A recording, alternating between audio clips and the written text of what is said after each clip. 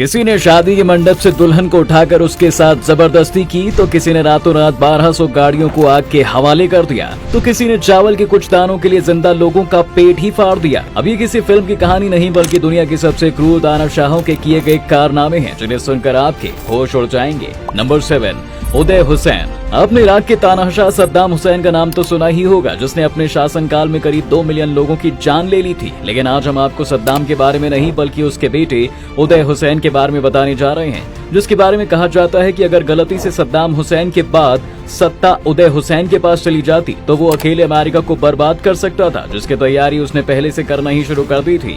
और अपनी सेफ्टी के लिए उसने अपने कई बॉडी डबल भी तैयार कर लिए थे, साथ ही कई हथियारबंद बॉडीगार्ड उसके साथ 24 घंटे रहा करते थे। ये इंसान रूपी शैतान अपने पिता से भी ज्यादा जालिम और अय्याश था, जिसका खुलासा खुद उसके बॉडी डबल रहे लतीफ ने उदय की मौत के बाद किया था। लतीफ ने दुनिया को बताया कि उदय को लड़कियां बहुत पसंद थी, इसलिए हर रात उसके हरम में एक नई लड़की आती थी। यहाँ तक कि जहाँ भी उसे कोई लड़की पसंद आ जाती थी वो उसे उसी वक्त उठवा लेता था। इतना ही नहीं, एक बार वो किसी शादी में मेहमान बनकर गया था, जहाँ उसे मंडप में बैठी दुल्हन इतनी पसंद आई कि उसने उसके साथ सुहाग रात बनाने का मन बना लिया और उसे उठाकर होटल में ले गया, जहाँ उसने रात भर उस दुल्हन का किया, जिसके बाद उस लड़की ने होटल के कमरे से कूदकर जान दे दी थी। इतना ही नहीं, उदय को महंगी कारों का भी बहुत ज्यादा शौक था और उसके पास 1200 से भी ज्यादा लग्जरी कार्स का कलेक्शन था। लेकिन जब उसे लगा कि अमेरिका के हाथों उसका बचना मुश्किल है, तो उसने उन सभी कारों को आग के हवाले कर दिया था। लेकिन फिर भी उसकी एक कार बच गई थी, जो दुनिया के सामने साल 2019 में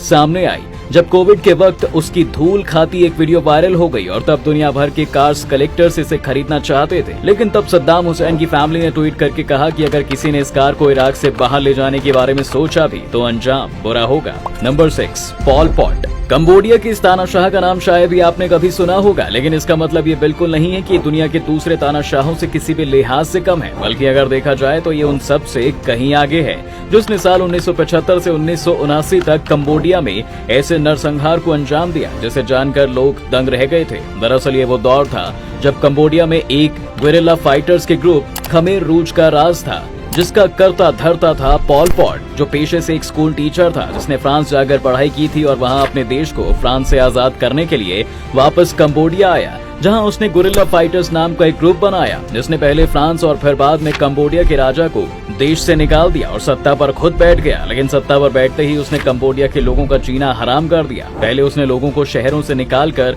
गांव भेजा और फिर उन्हें कैदी बनाकर गांव में ही बंद कर दिया। उनसे खेती करवाने लगा। लोग पूरा दिन खेतों में काम करते और रात में उन्हें खाने के लिए चावल के कुछ दाने ही मिलते थे, और अगर कोई गलती से ज्यादा चावल खा लेता था तो पॉल पॉट के सैनिक उसका पेट चीर कर चावल के दाने निकाल लेते थे। कहते हैं पॉल पॉट ने इस तरह करीब 10 लाख लोगों को मौत के घाट उतार दिया, जिसमें उसके खुद के परिवार वाले भी शामिल थे। नंबर 5, माओ त्से-तुंग। माओ त्से-तुंग को मॉडर्न चीन की नींव रखने वाला नेता माना जाता है, जिस पर चीन को दुनिया का नंबर 1 देश बनाने का भूत सवार था और जिसने इसे पूरा करने के लिए कई नीतियां भी अपनाई। उसकी कई नीतियों ने चीन का विकास तो किया, लेकिन उनकी कई नीतियां ऐसी भी थीं जिसने चीन में करोड़ों लोगों की जान ले ली। कहते हैं माओ के शासन में उसकी नीतियों की वजह से चीन में कुल 49 मिलियन लोगों को अपनी जान से हाथ धोना पड़ा था। इतना ही नहीं, माओ ने पॉल पॉट से सालों पहले ही अपनी जनता को खेतों में खेती करने के लिए धकेल दिया था, और अगर कोई कभी माओ के खिलाफ जाने की कोशिश भी करता तो माओ उसे अपने सैनिकों से मरवा देता था। इसलिए माओ को worst mass murderer in the world कहा भी जाता है। Number 4, Joseph Stalin. Soviet union के फॉर्मर प्रीमियर रहे जोसेफ स्टालिन की कहानी भी कुछ ऐसी ही है। जॉर्जिया में पैदा हुए स्टालिन की जिंदगी साल 1924 तक बहुत नॉर्मल थी और तब सोवियत यूनियन के लोगों को बिल्कुल भी नहीं लगा था कि वो एक दिन सोवियत यूनियन के इतिहास के सबसे क्रूर तानाशाह बनेगा। 1924 से 1953 तक सोवियत यूनियन पर अपना शासन चलाने वाले स्टालिन ने इस दौरान करीब 23 मिलियन से ज्यादा लोगों की हत्याएं करवाई, जिनमें से ज्यादातर लोग ऐसे थे जो कभी न कभी स्टालिन के खिलाफ खड़े हुए थे। इतना ही नहीं, स्टालिन ने अपने शासनकाल के दौरान सोवियत यूनियन में 5 ईयर इकोनॉमिक प्लान लागू कर रखा था, जिसने सोवियत यूनियन को भुखमरी और अकाल के मुंह में झोंक दिया था। इसी वजह से अकेले यूक्रेन में 30 लाख लोगों की मौत हो गई थी, और जो भी स्टालिन के इस प्लान के खिलाफ जाने की कोशिश करता उससे उसकी जमीन छीन ली जाती थी और उसे मार दिया जाता था। इसलिए सालों तक लोग स्टालिन के बनाए लेबर कैंप में रहकर चुपचाप काम करते थे और वहीं पर मर जाते थे।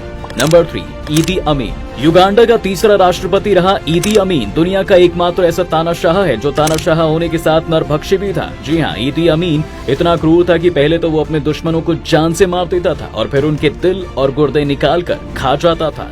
ईदी अमीन युगांडा की सत्ता पर सिर्फ 8 साल रहा, लेकिन उसने 8 सालों में युगांडा के लोगों पर इतने अत्याचार किए कि आज भी युगांडा के लोग उसके नाम से कांपते हैं। कहा जाता है कि ईदी अमीन के वक्त युगांडा दुनिया भर के अपराधियों और आतंकियों की सबसे मनपसंद जगह बन गई थी, क्योंकि जो भी आतंकवादी अमेरिका के खिलाफ होता उसे ईदी अमीन युगांडा में शरण दे देता था। इसलिए जब 1976 में जर्मनी के एक आतंकवादी संगठन रिवॉल्यूशनरी सेल्स के लोगों ने इजरायली नागरिकों से भरी प्लेन को हाईजैक कर लिया था, तब वो उसे युगांडा ही लेके गए थे। Number 2, Augusto Pinochet. South America देश चिली में साल 1973 में तख्ता पलट कर सत्ता पर काबिज हुए ऑगस्टो पिनोशे को दुनिया के एक सैन्य तानाशाह के रूप में जानती है, जो सत्ता में आया तो था लोगों की भलाई करने के लिए, लेकिन जैसे ही उसके हाथ सत्ता लगी वो निरंकुश हो गया और उसने इस डर से 20 साल तक लाखों लोगों की जान ले ली, जिसके लिए पिनोशे के सैनिक लोगों को भर भर के देश के हर कोने से राजधानी सैंटियागो में लाते थे।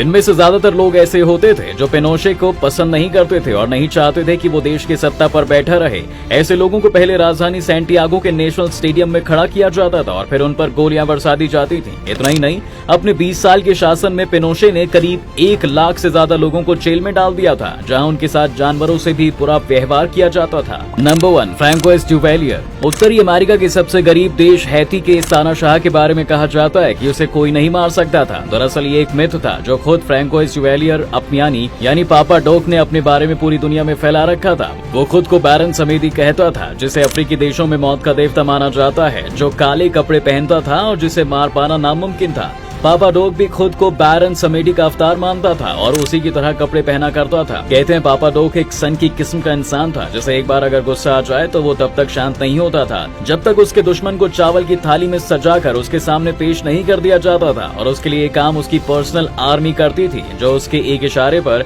किसी का भी काम तमाम कर देती थी, और जो खाली वक्त में हैती की जनता का खून निकाल कर अमेरिका को बेचा करते थे, और जब कोई खरीदार नहीं मिलता था तो उसे सड़कों पर बहा देते थे। कहते हैं इस तरह पापा डोक ने 60 लाख लोगों को मरवा डाला था।